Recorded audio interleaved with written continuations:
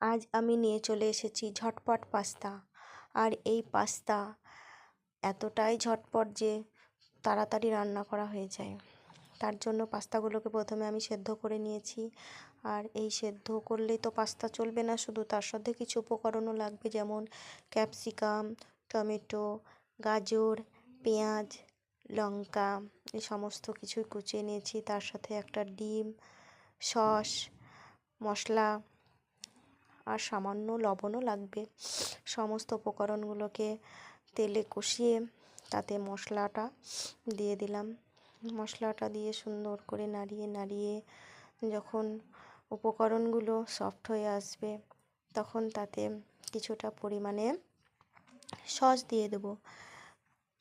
সসটা দেওয়া হয়ে গেলে সুন্দর করে নাড়তে হবে। নাড়তে নাড়তে নাড়তে নাড়তে যখন মশলাটা একটু মাখো মাখো ভাব চলে আসবে, তখন পাস্তাটা দিয়ে দিলেই রেডি ঝটপট পাস্তা।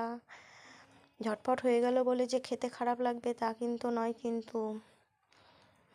আর এই সুন্দর রেসিপিটি দেখার জন্য অনেক অনেক ধন্যবাদ। ভিডিওটি ভালো লাগলে লাইক, কমেন্ট, শেয়ার